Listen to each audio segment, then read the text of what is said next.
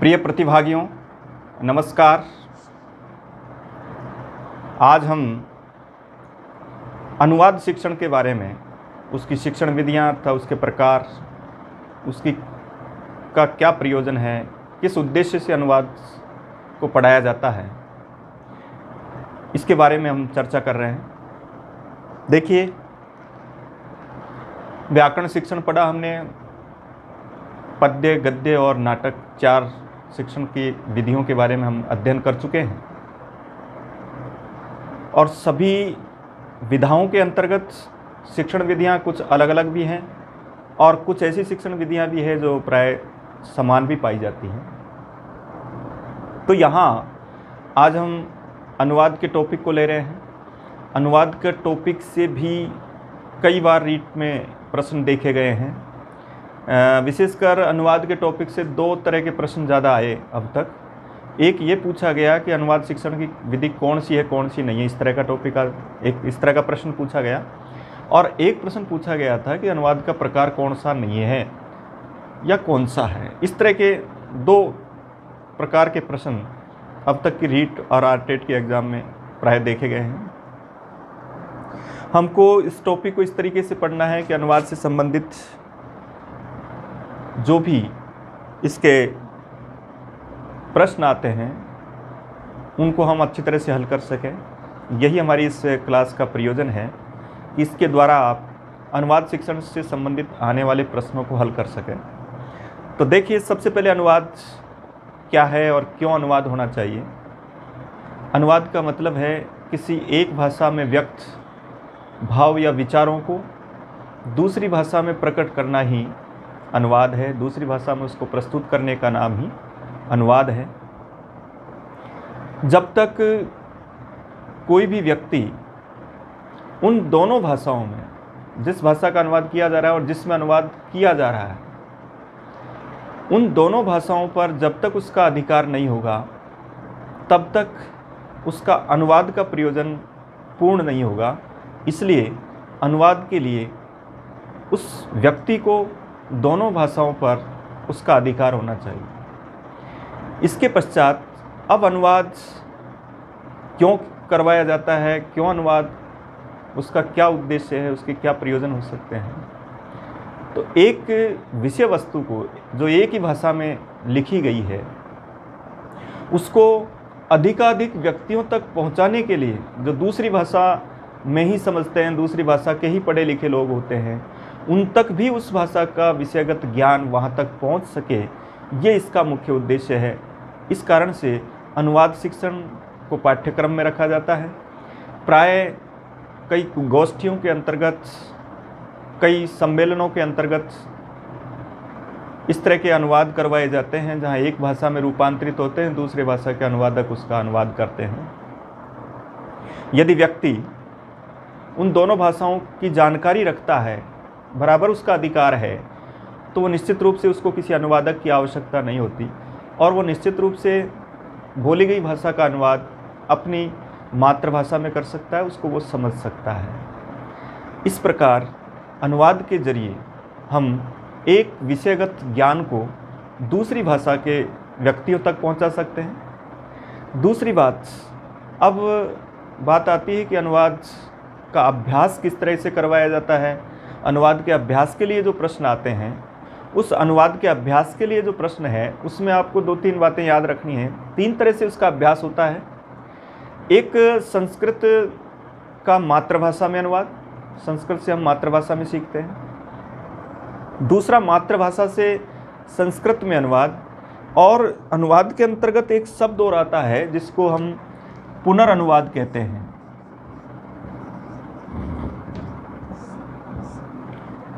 ये तीसरा प्रकार है अनुवाद के अभ्यास का।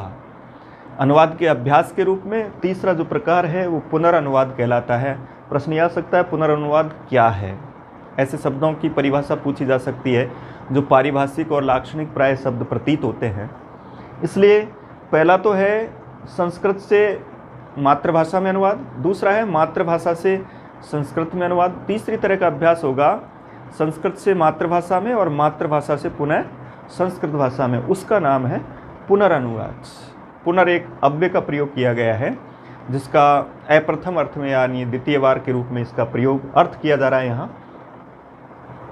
इस प्रकार अनुवाद के अभ्यास के रूप में पूछा जाए तो ये 3 तरह के अनुवाद अभ्यास हो सकते हैं। संस्कृत से मातृभाषा में अनुवाद, मातृभाषा से संस्कृत में अनुवाद, और दोनों का बारी बारी से, एक संस्कृत से मातृभाषा में अनुवाद करके पुनः मातृभाषा से संस्कृत में अनुवाद करने का नाम यहाँ पुनर्अनुवाद कहलाएगा। इसके बाद अनुवाद शिक्षण से संबंधित एक प्रश्न आता है कि अनुवाद के भेद का प्रश्न आया हुआ कई बार, तो भेद से संबंधित आप ये 3 याद रखें। पहला है अक्षर से अनुवाद। अक्षर से अनुवाद क्या है? देखिए, अक्षर से अनुवाद उसको कहते हैं जिसमें हम संस्कृत शिक्षण की बात कर रहे हैं। संस्कृत शिक्षण का अक्षर से अनुवाद क्या होगा कि जिसमें एक शब्द का दूसरी भाषा में उसी तरह से उस शब्द का ही दूसरी भाषा में रूपांतरण का नाम अक्षर से अनुवाद होता है। जैसे हम किसी एक भाषा के शब्द को दूसरी भाषा में क्या कहते हैं, उसके रूप में जब अनुवाद करवाया जाता है उसे हम अक्षर से अनुवाद कहते हैं। कि जिसमें शब्द के स्थान पर दूसरे शब्द का अनुवाद करवाया जाए उसको हम अक्षर से अनुवाद की श्रेणी में लाते हैं। इसलिए कई बार ऐसा पूछा जाए कि एक भाषा के किसी शब्द को दूसरी भाषा में रूपांतरित किया जाता है, बताइए वो निम्नलिखित में से कौन सा अनुवाद कहलाएगा? तो वो अक्षर से अनुवाद कहलाएगा। इसमें अक्षर से अनुवाद की सबसे बड़ी कमी क्या होती है कि अक्षर से अनुवाद में किया गया जो अनुवाद है वो कई बार अनर्थ हो जाता है, अर्थ के अनर्थ के रूप में प्रस्तुत हो जाता है, क्योंकि उसमें केवल शब्दों का यथावत रूपांतरण कर रहे हैं और उसमें कई बार जो पूरा वाक्य है वो विपरीत अर्थ में भी पहुंच जाता है, उसका अर्थ सही नहीं होता। इसलिए अक्षर से अनुवाद में अनर्थ होने की संभावनाएं रहती है। ये वस्तुएं, इस प्रकार की विषय वस्तु हमको अक्षर से अनुवाद के रूप में बतानी है। 2 तरह का प्रश्न बनता है कि तीनों प्रकार के अनुवादों में सबसे कमज़ोर श्रेणी का जो अनुवाद है वो किसको माना जा सकता है? वहाँ अक्षर से अनुवाद का हम उत्तर भरेंगे।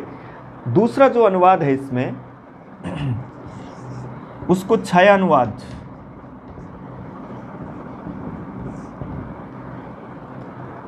जिसको मर्म अनुवाद भी कहते हैं।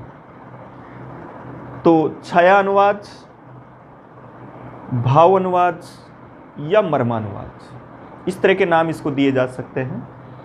इसमें क्या होता है, इसमें अध्यापक एक गद्यांश का भाव सार के रूप में, अनुवाद के रूप में करता है, और वहाँ जैसे ही वो उसका पूरे गद्यांश का अनुवाद कराता है तो वहाँ उसी के आधार पर उस अनुवाद में पूरे के पूरे जो सार होते हैं, पूरा जो आपका पैराग्राफ है, अनुच्छेद है, उसका अनुवाद उस भाव के रूप में करता है। इसलिए वहाँ अर्थ का अनर्थ होने की संभावना नहीं रहती है। इसलिए इसका नाम मर्मानुवाद भी रखा गया। मर्म अनुवाद के रूप में यहाँ जो प्रयोग किया जाता है उसमें मर्म का मतलब उसके पूरे भाव को, सार को मर्म के रूप में कहा जाता है, इसलिए उसको मर्मानुवाद कहा गया। अब मर्मानुवाद के पश्चात तीसरा जो अनुवाद है इसका, उसको हम तथ्यानुवाद कहते हैं। तथ्यानुवाद के रूप में इनसे संबंधित कम विषय वस्तु है और उनको इसी रूप में आपको याद रखना है कि तथ्यानुवाद क्या है, मर्मानुवाद क्या है, भावानुवाद क्या है। तो उसके रूप में इसके पर्यायवाची के रूप में जैसे भावानुवाद, मर्मानुवाद, इस तरह का नाम भी आ सकता है। जैसे ये पूछ सकता है छायानुवाद को किस नाम से जाना जा सकता है, तो हम भावानुवाद भी कह सकते हैं, उसको मर्मानुवाद भी कह सकते हैं। तीसरे नंबर पर आता है तथ्यानुवाद। तथ्यानुवाद को अनुवाद की श्रेणी का सर्वश्रेष्ठ उदाहरण माना गया है कि सर्वश्रेष्ठ अनुवाद किस प्रकार का होता है, तो वो आप उत्तर भरेंगे उसमें तथ्यानुवाद। इसमें और छायानुवाद में क्या अंतर है? छायानुवाद भी भावानुवाद प्रस्तुत किया जा रहा है किसी अनुच्छेद का, लेकिन इसमें अक्षर से या किसी पैराग्राफ के हूबहू उसी तरह के अनुवाद से संबंधित नहीं होता है। ये इसमें इस तरीके से अनुवाद किया जाता है कि मूल लेखक जैसा प्रतीत होता है। इसके द्वारा तथ्य के रूप में जो अनुवाद प्रस्तुत किया जाता है वह अनुवाद इस प्रकार का प्रतीत होता है मानो वो गद्य किसी मूल लेखक के द्वारा ही लिखा गया, उसका किसी में अनुवाद प्राय नहीं किया गया हो। तो मूल लेखन जैसी स्थिति का अनुवाद किस प्रकार के अनुवाद में किया जाता है, तब हमको उसका उत्तर भरना है तथ्यानुवाद। इसलिए इस प्रकार का सर्वश्रेष्ठ जो अनुवाद का प्रतीक है वो कौन सा है? तथ्यानुवाद। इस प्रकार के तीनों अनुवाद के रूप में हमको ये प्रश्न याद रखना है। पहला अनुवाद अक्षर से अनुवाद, दूसरा अनुवाद छायानुवाद जिसके नाम है भावानुवाद, मर्मानुवाद, और तीसरा है तथ्यानुवाद। अक्षर से अनुवाद को शब्द रूपांतरण भी कहा जा सकता है कि शब्द का जिसमें रूपांतरण किया गया है वो अक्षर से अनुवाद के रूप में होता है। अक्षर से अनुवाद से तात्पर्य एक एक शब्द का उस दूसरी भाषा में अनुदित किया जाने का नाम अक्षर से अनुवाद है। जहाँ किसी अनुच्छेद का सार के रूप में, भाव के रूप में उसका जो अनुवाद किया जाता है उसको छायानुवाद या भावानुवाद या मर्मानुवाद कहते हैं। और तथ्यानुवाद में इस तरीके से अनुवाद, इस तरह की शैली में अनुवाद किया जाता है मानो वो किसी मूल लेखक की लेखन प्रतीत होती है। इसलिए तथ्यानुवाद को सर्वश्रेष्ठ अनुवाद माना गया, क्योंकि उसमें ऐसा प्रतीत नहीं होता कि किसी भाषा का उसमें अनुवाद किया गया है, इसलिए उसको सर्वश्रेष्ठ अनुवाद की श्रेणी में माना गया। इनसे संबंधित प्रश्न इस तरीके से हो सकता है, अभ्यास से संबंधित प्रश्न इस तरीके से हो सकता है। एक अलग तरह का भी प्रश्न आ सकता है कि वह कौन सी शिक्षण विधि है या कौन सा शिक्षण है जिसमें व्यक्ति को 2 भाषाओं पर अधिकार होना आवश्यक है। तब वहाँ हम करेंगे अनुवाद विधि के द्वारा, अनुवाद शिक्षण के द्वारा। अनुवाद शिक्षण में कम से कम 2 भाषाओं का उसको ज्ञान होना चाहिए, तब जाकर के वो अनुवाद शिक्षण कर सकता है, अनुवाद के चैप्टर को पढ़ा सकता है। जिस भाषा में अनुवाद किया गया है उसको अनुदित शब्द से जाना जाता है। इसलिए याद रखें, अनुदित शब्द पर हमने जब उपसर्ग पढ़े थे तब भी मैंने आपको बताया था कि अनुदित से तात्पर्य है अनुवाद किया गया। जिस भाषा में अनुवाद किया गया उसके रूप में अनुदित शब्द होता है। यहाँ अनु प्लस उदित है, ये अनु उपसर्ग के रूप में है, वद धातु से कत प्रत्यय है। इस प्रकार से अनुदित शब्द बनता है। एक अनुदित नहीं उदय हुआ उसके रूप में ह्रस्व उ का प्रयोग होता है, वहाँ अनु उपसर्ग नहीं होता है, इसमें अनु उपसर्ग है। वहाँ न उदित अनुदित के रूप में अर्थ किया जाता है और यहाँ अनुवाद किया गया इसके रूप में अर्थ किया जाता है। तो जैसे गीता है, उनका फारसी में अनुवाद किया गया, उन लोगों तक उसका ज्ञान पहुँचा, इसलिए एक ही विषय वस्तु के ज्ञान को व्यापक स्तर पर फैलाने का कार्य अनुवाद शिक्षण के द्वारा किया जा सकता है। इसलिए प्राय संस्कृत शिक्षा आयोग के द्वारा भी इस प्रकार का प्रतिवेदन प्रस्तुत किया गया था कि संस्कृत के ग्रंथों का अन्य भाषाओं में अनुवाद होना चाहिए। तो उसके आधार पर ही हम यह कह सकते हैं कि अनुवाद शिक्षण एक महत्वपूर्ण शिक्षण है, जिसके आधार पर व्यक्ति कम से कम 2 भाषाओं का पूर्ण ज्ञान रखता है। इसके बाद नंबर 3 पर अनुवाद शिक्षण की विधियों के बारे में हम चर्चा करते हैं, क्योंकि विधियों का भी प्रश्न आता है। प्रकार का प्रश्न है और उसके साथ साथ विधियों का प्रश्न है। विधियों से संबंधित याद रखें, इसमें यहाँ पर भी 3 विधियों को इसमें लिया गया है। एक है पुस्तक विधि और एक है द्विभाषा विधि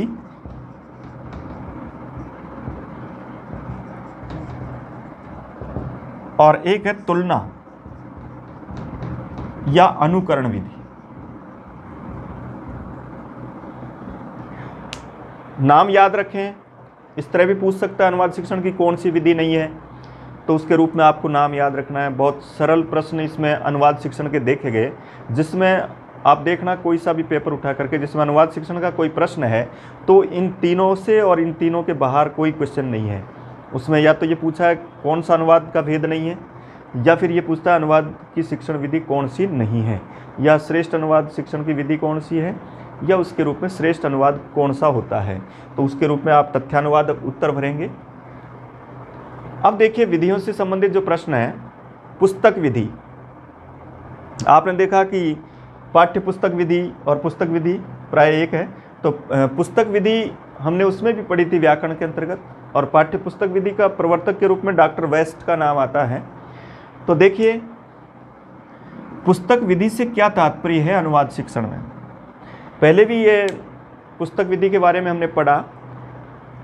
पुस्तक विधि से अनुवाद शिक्षण कैसे हो, ये एक कौन सी विधि हो सकती है जिसके द्वारा हम अनुवाद सीख सकते हैं। तो महत्वपूर्ण बात यह है कि इस तरह की पुस्तकें लिखा जाना ही एक अनुवाद शिक्षण की पुस्तक विधि होगी, जिसके अंतर्गत हम अनुवाद शिक्षण के टॉपिक को, एक भाषा के वाक्यों को दूसरी भाषा में अनुवाद करके जिसमें बताया जाता है प्राय, और उसके पश्चात मातृभाषा से संस्कृत के अनुवाद के बिंदु दिए जाते हैं, उनका अभ्यास करवाया जाता है। उसके पश्चात छात्रों के लिए अभ्यास कार्य होता है, और अभ्यास कार्य में छात्र संस्कृत के वाक्यों का हिंदी या मातृभाषा में अनुवाद करते हैं, और नंबर 4 पर जो उसका अभ्यास करवाया जाता है वो मातृभाषा के वाक्य दिए जाते हैं और उनको संस्कृत में अनुवाद करवाया जाता है। तो पहले उनके अभ्यास करवाए जाते हैं, पहले उनके उदाहरण दिए जाते हैं उस पुस्तक के माध्यम से, और उन जैसे ही उदाहरण उसके अंतर्गत करवाए जाते हैं। तो इस प्रकार वहाँ पुस्तक विधि के द्वारा, जिसमें किसी अध्यापक की आवश्यकता नहीं होती, उसको वहाँ पुस्तक विधि के रूप में अनुवाद शिक्षण की एक विधि का नाम दिया गया, कि जहाँ पर कोई भी विद्यार्थी इस तरह की लिखी हुई पुस्तक जिसमें पाठ के पश्चात अनुवाद से संबंधित मातृभाषा से संस्कृत में, संस्कृत से मातृभाषा के अनुवाद के उदाहरण दिए गए हों, उनके नियम उसमें लिखे गए हों, और उसके पश्चात उनके अभ्यास के रूप में मातृभाषा से संस्कृत भाषा में और संस्कृत भाषा से मातृभाषा में अनुवाद के उदाहरणों का अभ्यास करवाया गया हो। उसके बाद उसमें पुनः एक प्रश्नावली गठित की गई हो। इस तरीके से जो किसी अनुवाद के शिक्षण की कोई विधि हो सकती है, तो उसको पुस्तक विधि के नाम से जाना जाता है। इसलिए वहाँ हम इसके ऑप्शन में एक विधि का नाम याद रखेंगे, और वो विधि है पुस्तक विधि। इसके बाद देखिए दूसरी विधि का नाम है द्विभाषा विधि, द्विभाषी विधि भी कह सकते हैं। तो द्विभाषा विधि के अंतर्गत क्या है, द्विभाषा विधि में क्या होता है, अध्यापक एक भाषा में वाक्य या अनुच्छेद बोलता है, और उसका दूसरे व्यक्ति उस भाषा में दूसरी भाषा के अंतर्गत उसका अनुवाद करता है। पहले अध्यापक इस तरीके से छात्रों के सम्मुख अनुवाद की विधि को प्रयोग करता है। द्विभाषा विधि का अधिकतर प्रयोग संगोष्ठियों में और सम्मेलनों में द्विभाषा विधि से अनुवाद का कार्य किया जाता है। उसमें एक व्यक्ति एक भाषा में अपना व्याख्यान प्रस्तुत करता है, दूसरा व्यक्ति उसको दूसरी भाषा में रूपांतरित करता है, उसको हम द्विभाषा विधि का अनुवाद शिक्षण कहते हैं। जैसे अध्यापक भी किसी छात्र से मातृभाषा का कोई वाक्य बोलने के लिए कहता है, और फिर उसका स्वयं अध्यापक संस्कृत में अनुवाद करता है, तो वहाँ पर भी उसको द्विभाषा विधि का नाम दिया जा सकता है। एक व्यक्ति एक भाषा का वाक्य बोलेगा, दूसरा व्यक्ति उसको दूसरी भाषा में रूपांतरित करेगा, तब वहाँ द्विभाषा विधि के नाम से उसको जाना जाता है। तो द्विभाषा विधि भी अनुवाद शिक्षण की एक विधि। अब एक प्रश्न आ गया कि एकः जनः संस्कृत भाषायां वदति, द्वितीयश्च मातृभाषायां तस्य रूपांतरणं करोति, अनुवाद शिक्षणस्य कै विधि अस्ति, तब आप उसको द्विभाषा विधि उत्तर भरें। इस तरह के प्रश्नों में द्विभाषा विधि के रूप में आपको प्रश्न किया जाता है।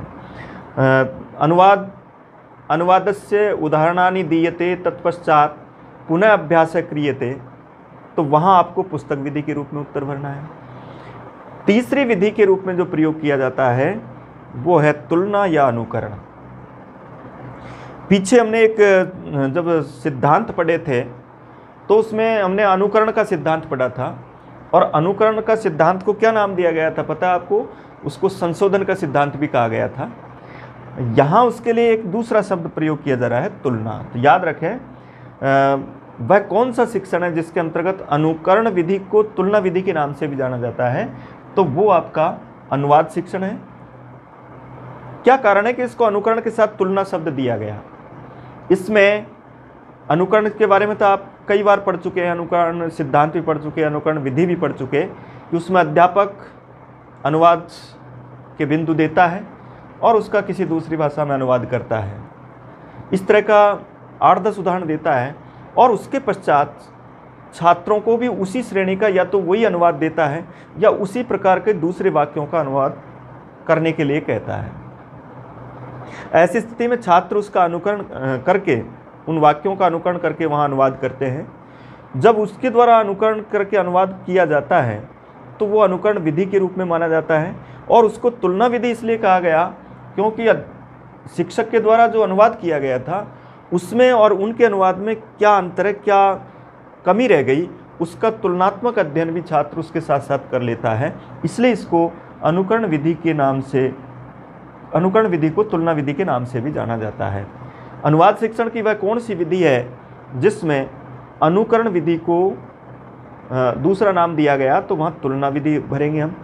तीनों का अपना अलग अलग उत्तर है, स्पष्ट है। अध्यापक श्यामपट्ट पर अनुवाद करता है, छात्र उसी के अनुरूप दूसरे वाक्यों का, उन जैसे वाक्यों का अनुवाद करते हैं। बताइए वो कौन सी विधि है? अब मान लो उसमें अनुकरण शब्द नहीं दिया, उसने तुलना विधि लिख दी, तो वहाँ आपको तुलना ही राइट करना होगा। द्विभाषा विधि में एक छात्र एक भाषा का वाक्य बोलता है, अध्यापक दूसरी भाषा में उसको अनुवाद करता है, या एक व्यक्ति एक भाषा में बोलता है, दूसरा व्यक्ति दूसरी भाषा में बोल देता है, उसको हम द्विभाषा विधि के रूप में। अपना सबका अलग अलग उत्तर है, कहीं कोई से भी किसी भी विधि का प्रश्न दूसरे में नहीं जा रहा है। इसी तरह पुस्तक विधि के रूप में हम, पुस्तक विधि में उदाहरण और अभ्यास की बात आती है, तो उसके आधार पर हम अनुवाद शिक्षण को इस तरीके से सीख सकते हैं। अनुवाद शिक्षण के प्रत्येक बिंदु को हम इस तरीके से, एक शॉर्ट विषय वस्तु है लेकिन इसका प्रश्न आता है तो आपको ज़्यादातर फोकस इन तीनों पर और इन तीन विधियों के नाम पर और इनके उदाहरणों से। ये भी याद रखें कि 2 भाषाओं का अनुवाद, कम से कम 2 भाषाओं का अनुवाद आवश्यक है। कौन से शिक्षण के लिए? तो वहाँ अनुवाद शिक्षण के लिए हम प्रयोग करेंगे। इस तरीके से हम उसका अनुवाद कर सकते हैं। देखिए इसके बाद तो अनुवाद शिक्षण के द्वारा मूल भाषा तथा अनुदित भाषा का ज्ञान और एक ही भाषा का विस्तार करने के लिए, उस भाषा की विषय वस्तु को दूसरी भाषा तक पहुंचाने के लिए अनुवाद शिक्षण का प्रयोजन होता है, उसका उद्देश्य होता है। इसके बाद देखिए एक कथा शिक्षण से संबंधित विषय वस्तु भी पूछी जाती है इसमें।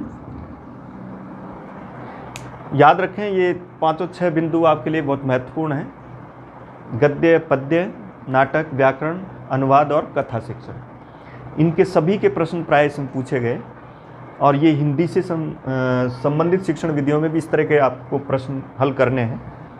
कथा शिक्षण में, हिंदी में इसको कहानी शिक्षण भी कहा जाता है। तो यहाँ कथा शिक्षण से संबंधित संस्कृत में आपको किस तरीके से अपने उत्तर भरने हैं, इसमें ज़्यादातर जो प्रश्न हैं वो इसके उद्देश्यों से संबंधित ज़्यादा पूछे जाते हैं या इसकी शिक्षण विधि से संबंधित पूछे जाते हैं। तो कथा शिक्षण का क्या उद्देश्य है, क्यों रखा गया पाठ्यक्रम में कि कथा शिक्षण करवाया जाए? तो उसके लिए कहा गया कि कथा शिक्षण में 4-5 बातें महत्वपूर्ण होती हैं। सबसे पहली बात है कि कथा शिक्षण के द्वारा बालकों में कल्पना व चिंतन शक्ति का विकास होता है, क्योंकि कथा शिक्षण के अंतर्गत हम किसी कथा को की पूर्ति के लिए या कथा को विकसित करने के लिए एक कल्पना शक्ति के रूप में बात करते हैं। बालकों को ये कहा जाता है कि इसके पश्चात, इस चित्र को देख करके बताइए कि इसके पश्चात इस पक्षी ने क्या किया होगा। तो ऐसी स्थिति में वहाँ बालक अपनी कल्पना और चिंतन शक्ति का विकास करता है। तो प्रश्न आता है कि कहाँ वह कौन सा शिक्षण है जिसके अंतर्गत बालक में कल्पना शक्ति ज़्यादातर विकसित होती है, एक दूसरे से ज़्यादा विकसित होती है। तो वहाँ सबसे पहला उत्तर आप कथा शिक्षण का भरेंगे। इसके पश्चात बालकों में नैतिकता का विकास होता है। हम कोई भी कथा शिक्षण करते हैं, कथा जब संपूर्ण होती है तो उसके अंत में एक नीतिगत वाक्य होता है जिसमें हम कहते हैं कि इस कथा से क्या शिक्षा मिलती है। तो वहाँ उस कथा के द्वारा हमको जो शिक्षाएं मिलती है नैतिकता के विकास के लिए, जिनका हम प्रयोग कर सकते हैं, एक है विद्यार्थियों में संयमित व अनुशासित रहने के गुणों का विकास होता है। कथा शिक्षण के द्वारा बालक एक अनुशासित तरीके से रहना सीखता है, क्योंकि कथा शिक्षण में अधिकतर जितने भी शिक्षण कथा शिक्षण के होते हैं उसमें पशु पक्षियों से संबंधित कथाएं, जैसे पंचतंत्र है, हितोपदेश है, उनकी कथाओं के अंतर्गत जब हम पढ़ते हैं तो वहाँ पर अधिकतर पंचतंत्र और हितोपदेश की जो कथाएं हैं उनमें नैतिकता से संबंधित और अनुशासित रहने से संबंधित इन तीनों प्रकार के गुणों का विकास होता है। इसके आधार पर हम कथा शिक्षण कर सकते हैं। साथ ही कथा शिक्षण के द्वारा मनोरंजन के लिए भी कथा शिक्षण करवाया जाता है, क्योंकि छात्र जब किसी नीरस विषय से पूर्ण उदासी में रहते हैं, व्याकरण जैसे विषय से, तो उनको बीच में किसी कथा शिक्षण के द्वारा या कहीं पर भी कोई टॉपिक समझने में नहीं आ रहा गद्य शिक्षण में, तो उसको हम उसमें एक शिक्षण विधि भी हमने पढ़ी थी स्पष्टीकरण में कि वहाँ अंत कथाओं के माध्यम से गद्य शिक्षण को ज़्यादा प्रभावी बनाया जाता है। उसके रूप में हम मनोरंजन के द्वारा भी, कथा शिक्षण के द्वारा छात्रों मनोरंजन के लिए भी कथा शिक्षण करवाया जाता है। तो कल्पना, चिंतन शक्ति, ऐसे प्रश्नों के उत्तर हमको कथा शिक्षण के रूप में देने हैं। नैतिकता से संबंधित विकास के रूप में हमको इसको देना है। संयमित व अनुशासित रहने के का भी जब प्रश्न आए, अब ये बिंदु औरों में भी जा सकता है, लेकिन विशेषकर इनके रूप में जब प्रश्न देंगे, दोनों के रूप में, तब तो आपको कथा शिक्षण दें। मनोरंजन आपका नाटक के लिए भी हो सकता है, लेकिन उसमें कई बार ऐसा होता है कि कथा शिक्षण में क्या क्या उपलब्धि है, क्या विकसित तरीका है, तो उसके रूप में 3-4 जो बिंदु होते हैं उनमें आप इनका उत्तर भर सकते हैं। जैसे मान लो ये 2 आ गया, ए में लिखा कल्पना या चिंतन शक्ति की प्रवृत्ति के लिए, नैतिकता के विकास के लिए। नंबर 3 पे आ गया कोई भी लिख दिया, संयमित या अनुशासित या मनोरंजन, तो और चौथे में लिखा उपयुक्त सभी, तब हम आराम से उपयुक्त सभी वाला उत्तर उसमें भरें, क्योंकि उसमें हमने इन दोनों को अच्छी तरह से पढ़ लिया है। ये कथा शिक्षण से संबंधित जो इसकी आवश्यकता, इसके उद्देश्य हैं, इनको लेकर के कक्षा में कथा शिक्षण करवाया जाता है, ताकि बालक उसमें कल्पना शक्ति का विकास हो, नैतिकता का विकास हो, संयमित अनुशासित रहने का हो, प्रकृति से संबंधित भी ज्ञान मिलता है।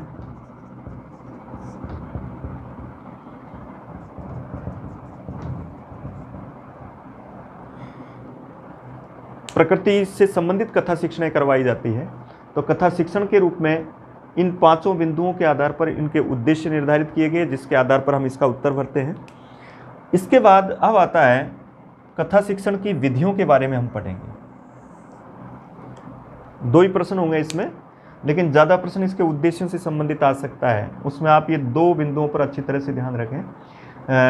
प्रकृति से संबंधित जो ज्ञान है, प्रकृति से तादात्म्य रखने का जो ज्ञान है, वो भी आपने देखा कि गद्य में भी ऐसा कुछ है नहीं, पद्य में भी नहीं है, नाटक में भी नहीं है, अनुवाद में भी नहीं है, और आपके 5वां जो व्याकरण अनुवाद, गद्य, पद्य और नाटक, किसी में नहीं है।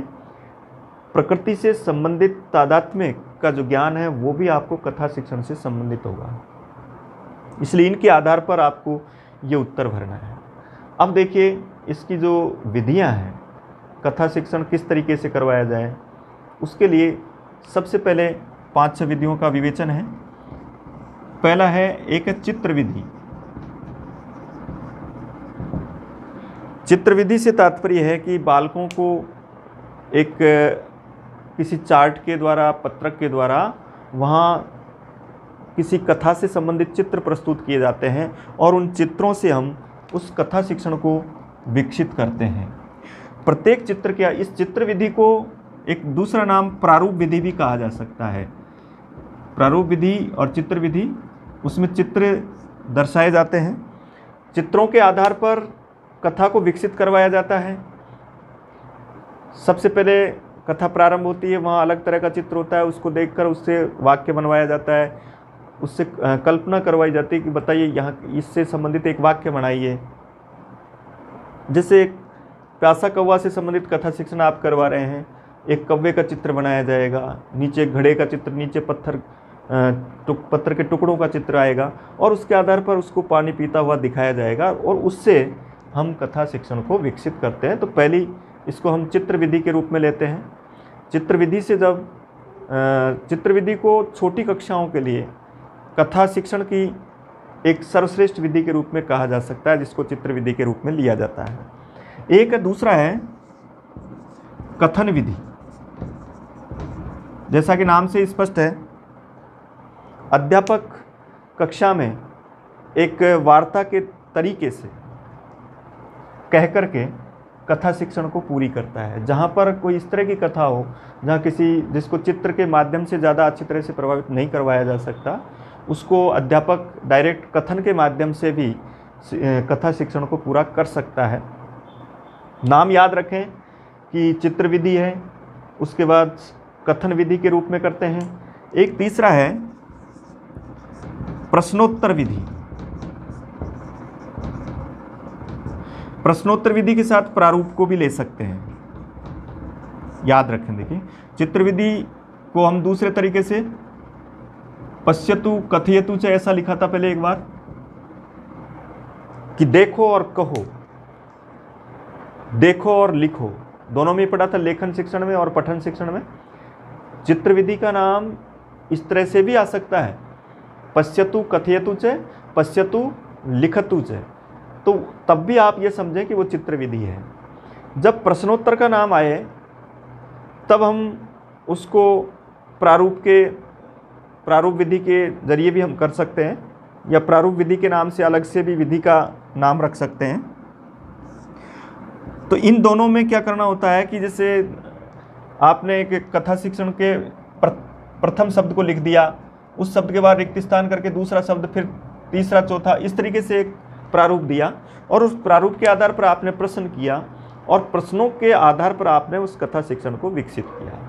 उसको आप तीव्रतर वृद्धि की ओर ले सकते हैं और अंत में आपका कथा शिक्षण पूरा हो सकता है। इस तरीके से प्रश्नोत्तर का एक नाम क्या हो सकता है, उसको हम प्रारूप विधि भी कह सकते हैं। उसमें एक शब्द के बाद दूसरे शब्द को रखते समय उसके बीच बीच में उसको रोका जाता है।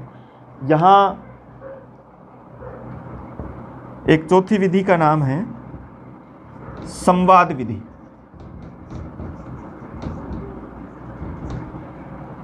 संवाद विधि देखिए, या तो संवाद नाटक में होता है या संवाद विधि कथा शिक्षण में होता है। संवाद से तात्पर्य है वार्तालाप से।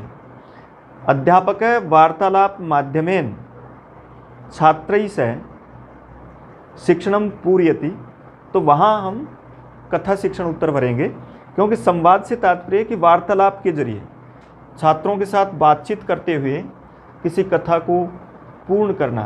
वहाँ बातचीत के माध्यम से छात्रों के समक्ष उस कथा के कुछ बिंदु अध्यापक रखता है और उनसे अध्यापक उसके साथ वार्तालाप करके संवाद विधि के माध्यम से कथा शिक्षण का कार्य करता है। एक है इसमें संवाद विधि में, जैसे ही अध्यापक वार्तालाप के द्वारा किसी कथा शिक्षण को पूर्ण करता है तो वहाँ संवाद शिक्षण कथा शिक्षण का एक विधि के रूप में नाम आता है। और उसके साथ एक गहन अध्ययन विधि होती है और एक होती है आपकी कक्षा अभिनय विधि। कक्षा अभिनय और एक है गहन अध्ययन विधि।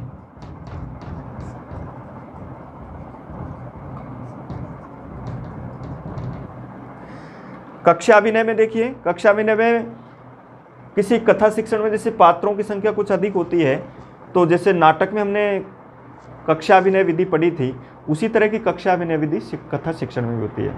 यहाँ विधियों के नाम से संबंधित प्रश्न आ सकते हैं, इसलिए याद रखें जब भी कक्षा अभिनय का नाम आए तो नाटक और कथा राइट करें आप। नाटक और कथा शिक्षण में कक्षा अभिनय विधि के द्वारा अध्ययन करवाया जाता है। कथा शिक्षण में जब पात्रों की संख्या अधिक होती है तब अध्यापक को चाहिए कि वहाँ कक्षा अभिनय अथवा संवाद विधि से वो कथा शिक्षण को पूरा करे। वार्तालाप के जरिए शिक्षण विधि कथा शिक्षण को पूरा करना चाहिए। कक्षा अभिनय में बालकों को पात्र बनाया जाता है और उन पात्रों के आधार पर उनसे उन कथा शिक्षण के आधार पर पहले अध्यापक उसका वाचन करता है कथा का, और फिर उनको छात्रों को एक एक पात्र की भूमिका देता है, उसके आधार पर वो संपूर्ण कथा को पूर्ण करता है। इस प्रकार कथा शिक्षण को आगे विकसित करता है। एक है गहन अध्ययन विधि। गहन अध्ययन विधि ये उच्च स्तर की कक्षाओं के लिए है, जहाँ कथा और आख्यायिका जो गद्य के जो भेद होते हैं और उसमें कथा को एक नया रूप भी दिया गया है, तो वहाँ कथा शिक्षण को ज़्यादा और उच्च स्तर पर प्रभावी बनाने के लिए वहाँ गहन अध्ययन विधि के द्वारा छात्रों के समक्ष कुछ ऐसे संदेश, ऐसे शब्द दिए जाते हैं जिन पर उनको गहन अध्ययन करना होता है और उसके आधार पर वो कथा शिक्षण को करते हैं। इस प्रकार इसमें केवल नाम ज़्यादा महत्वपूर्ण है और इसका जो प्रश्न है आप याद रखें, कथा शिक्षण के प्रश्न इनके संदर्भ में पूछे जाएंगे। ये 3 बिंदुओं को ज़्यादा अच्छी तरह याद रखना आपको, कल्पना, चिंतन, नैतिक और प्रकृति से तादात्म्य। इनके आधार पर मनोरंजन और संयमित, ये औरों में भी हो सकता है क्योंकि वहाँ रुचिपूर्ण विधि के साथ संयमित अनुशासित बालक हो जाते हैं। मनोरंजन नाटक का भी एक उद्देश्य होता है, जहाँ पर लोकहित के लिए और मनोरंजन के लिए नाटक, मनोरंजन का ज़्यादातर उत्तर आपको नाटक के साथ भरना है।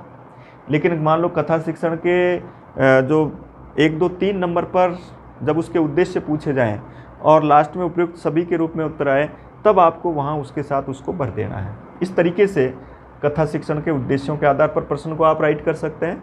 और इसके साथ साथ ये जो विधियाँ हैं आपकी, चित्र विधि, कथन विधि, प्रश्नोत्तर या प्रारूप विधि के रूप में, संवाद विधि के रूप में, कक्षा अभिनय के रूप में, गहन अध्ययन विधि के रूप में, अब ये आज आपका 6 प्रकार के जो आपकी विधाएं हैं उनकी शिक्षण विधियां प्राय पूर्ण हो चुकी है। और उसमें हम इस तरीके से इनको पढ़ना है कि हम सबसे पहला प्रश्न तो यही याद रखना है, कौन सी विधा की शिक्षण विधियां कौन कौन सी है, और प्रत्येक शिक्षण विधि के बारे में उसका महत्वपूर्ण बिंदु याद रखें कि इसमें क्या होता है। जैसे मान लो आपसे पूछा गया कि प्रत्यक्ष विधि क्या है, प्रत्यक्ष विधि से संबंधित आपका उत्तर कैसे होगा। तो प्रत्यक्ष विधि में महत्वपूर्ण बात है उसका नाम याद रखना है, उसका पर्यायवाची शब्द नाम याद रखना है, उसका प्रवर्तक का नाम याद रखना है, और उसमें एक महत्वपूर्ण बात है कि उसका संस्कृत भाषा को संस्कृत माध्यम से ही पढ़ाने का नाम प्रत्यक्ष विधि है। किसी भाषा को उसी माध्यम में पढ़ाने का नाम आपकी प्रत्यक्ष विधि होता है। उसका इस तरह का प्रश्न कई बार पूछा गया है। इस तरह के प्रश्नों को आपको हल करना है। चित्र विधि प्राय आपने सब में, पठन लेखन सब में पढ़ी है। और उसके बाद में एक आपका ये जो कथन विधि था, वहाँ गद्य शिक्षण में आपने उसको प्रवचन विधि के नाम से पढ़ा था। कक्षा अभिनय दोनों में आ रही है, आपके नाटक में भी आ रही है और कथा शिक्षण के रूप में भी आ रही है। इस प्रकार से कथा शिक्षण से संबंधित ये प्रश्न आज के टॉपिक था। दोनों शॉर्ट टॉपिक थे जिसमें केवल आपको 4 बातों पर विशेष याद रखना है।